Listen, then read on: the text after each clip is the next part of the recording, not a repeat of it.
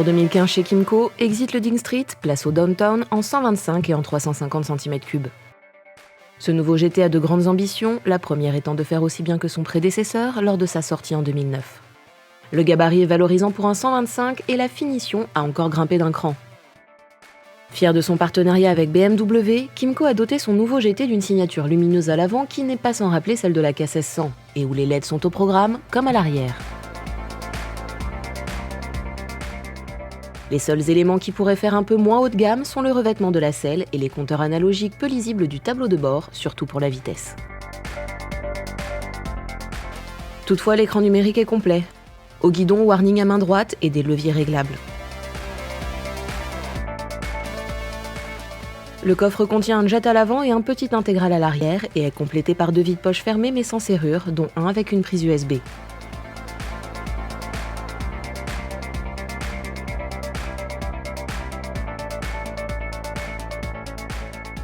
Assez imposant, le Downtown reste accessible aux plus petits gabarits grâce aux échancrures du plancher qui compensent la hauteur de selle de 810 mm. Les marchepieds avant permettent d'allonger un peu les jambes, mais pas complètement pour les plus grands, car très inclinés. Pour le passager, c'est royal au bar, tant du point de vue du confort que de l'ergonomie poignée-repose-pied.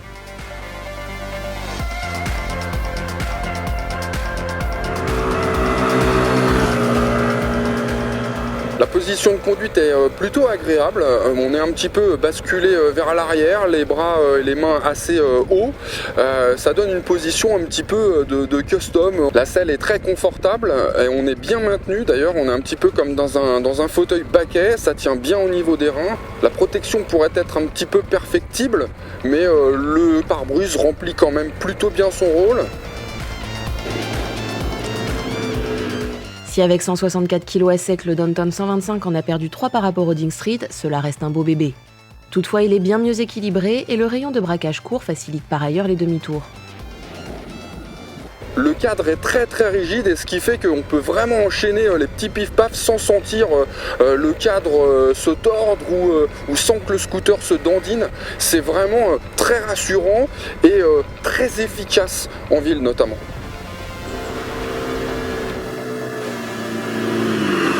Repris du Ding Street, le monocylindre 125 4 temps 4 soupapes à injection et refroidissement liquide a bénéficié de quelques retouches. Système de refroidissement et alimentation amélioré pour réduire les émissions polluantes et satisfaire aux normes Euro 4 dès 2016, balancier d'équilibrage pour contenir les vibrations et réduction des frictions pour abaisser la consommation.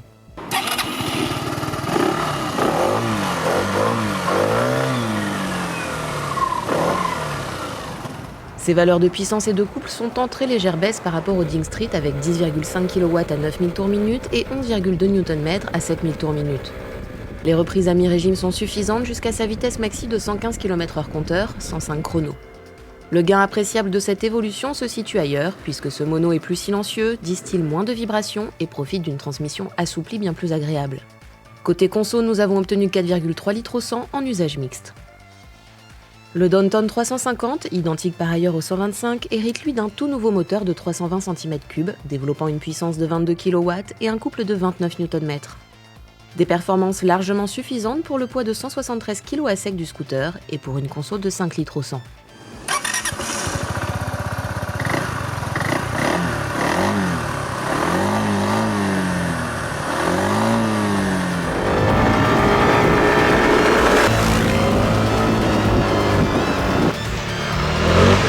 Le plus de ce Downtown 350, très clairement, c'est sa capacité d'accélération départ-arrêté.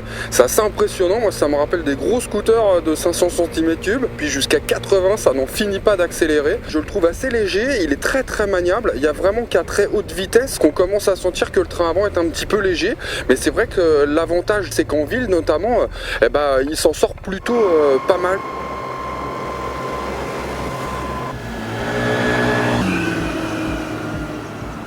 Côté tenue de route, la rigueur du Ding Street est toujours de mise sur le Downtown, bien servi par ses jantes de 14 pouces à l'avant et 13 à l'arrière.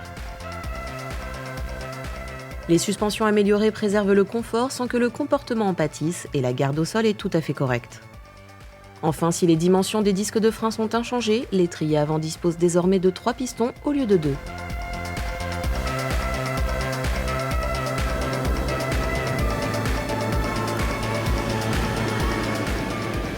point négatif quand même à souligner, c'est la rapidité avec laquelle l'ABS se déclenche, notamment sur la roue arrière. Mais je pense que c'est dû aux pneus qui équipent le Downtown.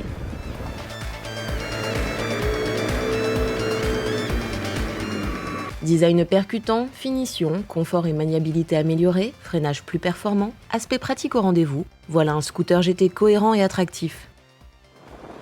On aurait apprécié un moteur un peu plus réactif au démarrage, mais avec son tarif plancher de 4 099 € en 125 et 4 899 € en 350, c'est presque le GT le moins cher du marché.